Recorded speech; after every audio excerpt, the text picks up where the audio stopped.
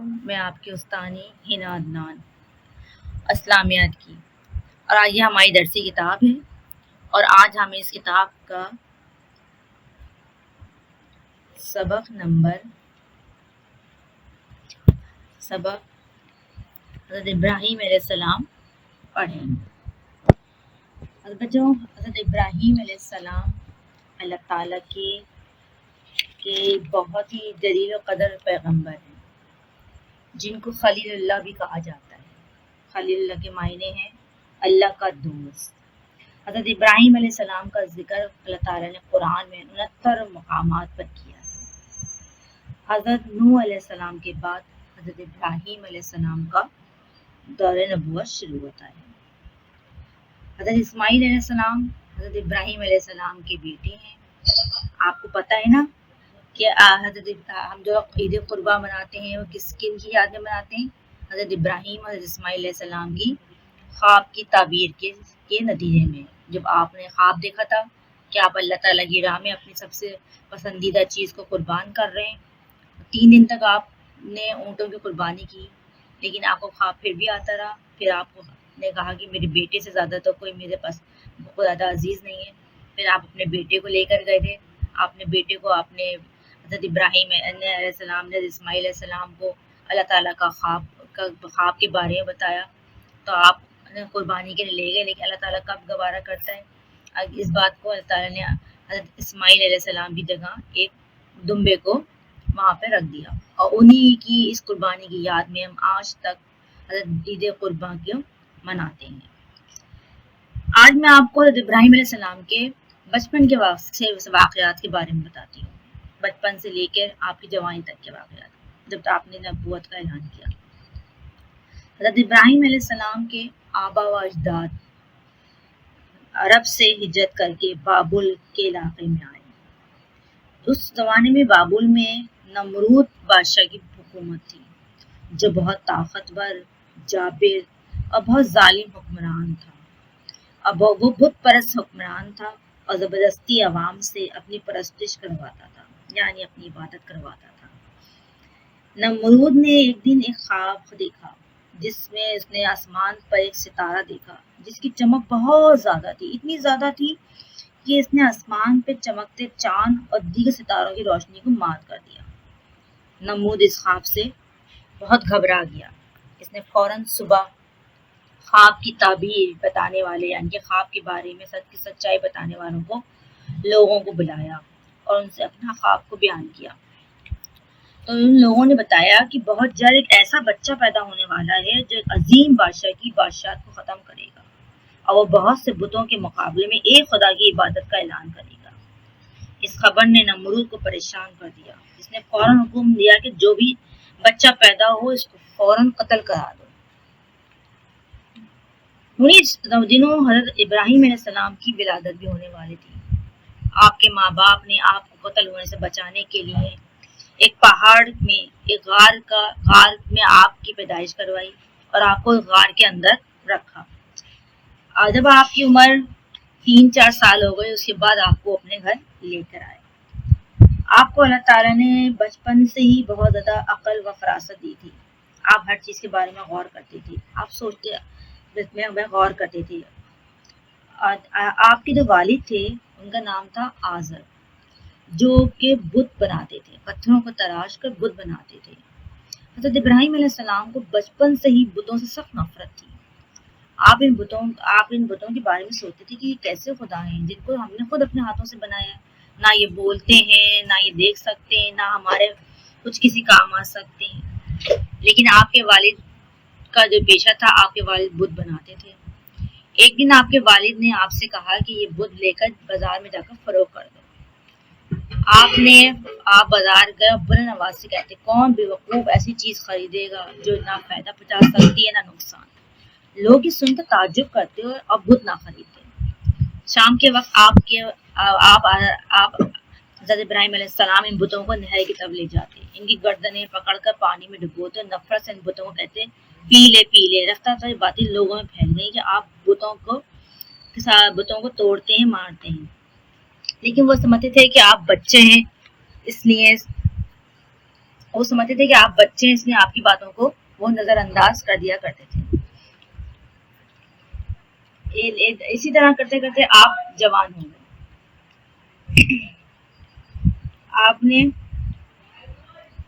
آپ سوچتے تھے کہ کیسے خدا ہیں، یہ میرے یہ میرے خدا نہیں ہو سکتے، اتنا بولتے ہیں نہ کچھ کرتے ہیں۔ آپ نے ایک دفعہ ایک تارے کو دیکھا، آپ نے سوچا یہ میرا خدا ہے، لیکن تارا صبح کے وقت غائب ہو گیا، آپ نے کہا نہیں یہ میرا خدا نہیں ہے۔ اس طرح آپ نے سورج کو دیکھا، سورج شام کو غروب ہو گیا، آپ نے کہا یہ بھی میرا خدا نہیں ہے۔ میرا خدا ایسا ہو نہیں سکتا جو چھپ جائے، جو غروب ہو جائے، غائب ہو جائے۔ آپ کو اللہ تعالیٰ نے بچپن ہی سے اس بات کی سمجھ دی تھی کہ آپ اپنے خدا کو پہچان سکیں۔ آپ اپنے بتوں کو برا بھلا کہتے تھے، آپ ہمیشہ کے لیے کرتے تھے۔ ایک دفعہ ایسا آپ نے اپنے جب والد جو تھے، اپنے والد سے بھی کبھی آپ نے کہا کہ آپ اپنے ایسے بتوں کو نہ بنائیں، یہ آپ کے خدا نہیں ہو سکتے جن کو آپ اپنے ہاتھ سے بناتے ہیں، نہ یہ بولتے ہیں نہ کچھ کرتے ہیں۔ آپ نے آپ کو اللہ تعالیٰ نے نبوت دے دی تھی، آپ نے اپنے والد سے پہلے اپنے والد کو اس توحید کی طرف بلایا اور ان کو بتوں کی عبادت کرنے سے روکا۔ تو آپ کے والد نے کہا کہ تم میرے بتوں کو برا بلا کہتے ہو، اگر تم نے میرے بتوں کو برا بلا کہنے سے باز نہ آئے اور تو میں تم کو جان سے مار دوں گا۔ تو آپ نے کہا کہ میں تو یہ کام ہرگز نہیں کروں گا، میں تو ایک خدا کی عبادت کرتا ہوں، ایک خدا کی طرف عبادت کی طرف سب کو بلاؤں گا۔ تو انہوں نے کہا کہ تم یہاں سے چلے جاؤ، ہمیشہ کے لیے میرے گھر سے چلے جاؤ۔ تو آپ وہاں سے چلے گئے۔ آپ نے لوگوں کو اعلانیہ طور پہ لوگوں کو توحید کی طرف بلانا شروع کر دیا۔ آپ لوگوں سے کہتے ہیں کہ لوگوں جس کی تم عبادت کرتے ہو وہ خدا نہیں ہے، خدا تو وہی ہے جس نے زمین و آسمان اور تمام کائنات کو پیدا کیا، تمام دنیا کی مخلوقات کو اس نے پیدا کیا۔ اور ساتھ ہی انہیں کسی نہ کسی طرح یہ بھی کہہ دیا کرتے تھے کہ خدا کی قسم تمہارے بتوں کو جو تم خدا سمجھتے ہو تمہاری ضرور خبر لوں گا، ان کا حشر نشر کر دوں گا، تم دیکھو گے میں تمہارے بتوں کو توڑ دوں گا۔ اور یہی ہوا۔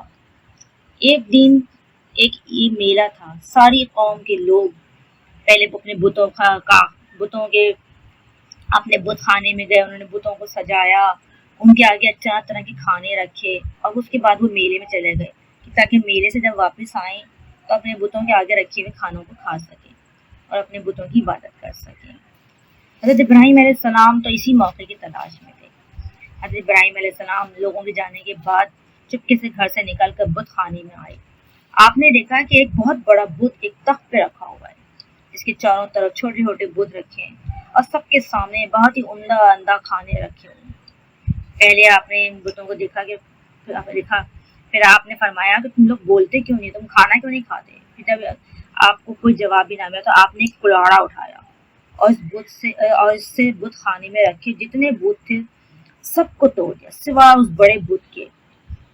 آپ نے سب تمام بت چھوٹے بت تھے سبوں کو توڑ دیا، اور توڑنے کے بعد جو کلاڑا تھا اس بڑے بت کے ہاتھ میں دے دیا اور اپنے گھر چلے گئے۔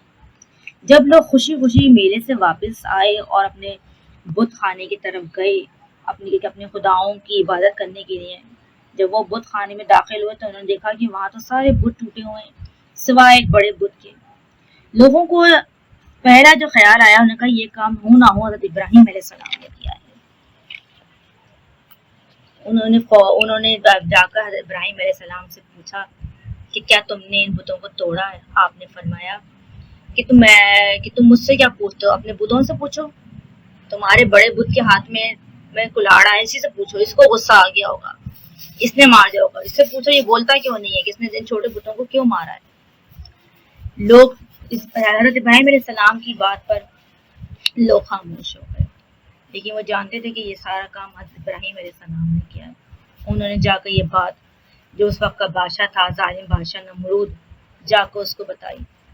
اس بات کو سن کر نمرود کا بھی بہت غصہ آیا۔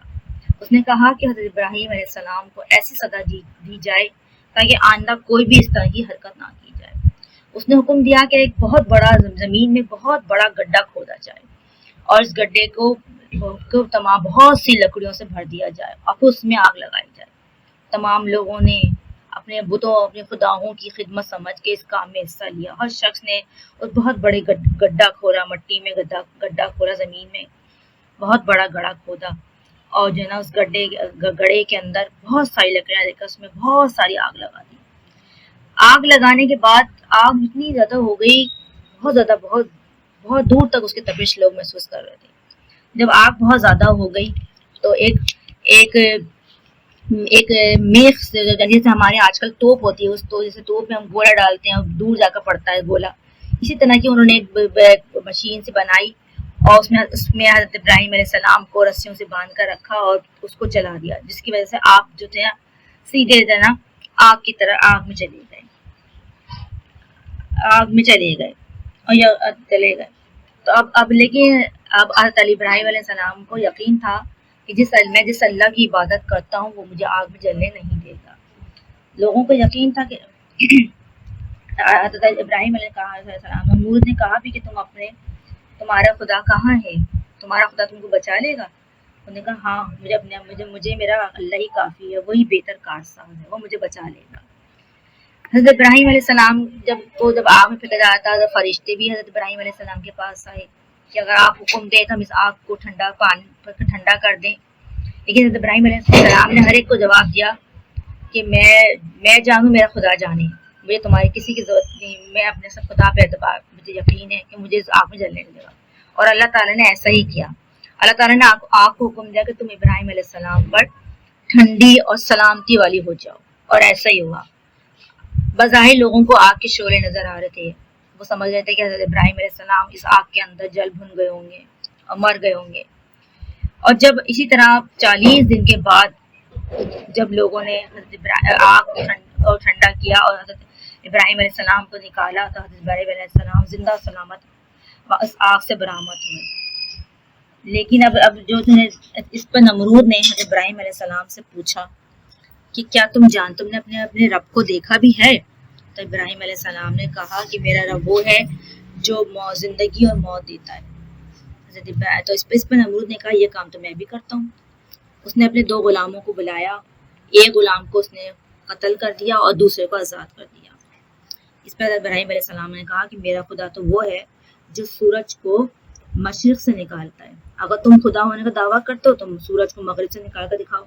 اس بات پہ نمرود اتنے بڑے واقعے کے بعد بھی اتنا کہ جب اللہ تعالیٰ نے ابراہیم علیہ السلام کو آگ سے زندہ سلامت نکالا، نمرود نے پھر بھی اسلام قبول نہ کیا. اس واقعے کے نام کیا. ایک دن اللہ تعالیٰ کے حکم سے ایک مچھر نمرود کی ناک میں جا گھسا اور دماغ میں جا کر 40 دن تک اس کا مغز کھاتا رہا. اسی کے ذریعے سے اللہ تعالیٰ نے عذاب کی ذلت سے دوچار کیا. اس تمام عرصے میں اس کے سر پر سلاخوں سے مار پیٹ کی جاتی رہی، حتیٰ کہ ظالم نمرود ہلاک ہو گیا. اچھا بچوں، یہ تھے میں حضرت ابراہیم علیہ السلام کی زندگی کے واقعات. اچھا بچوں، اللہ حافظ.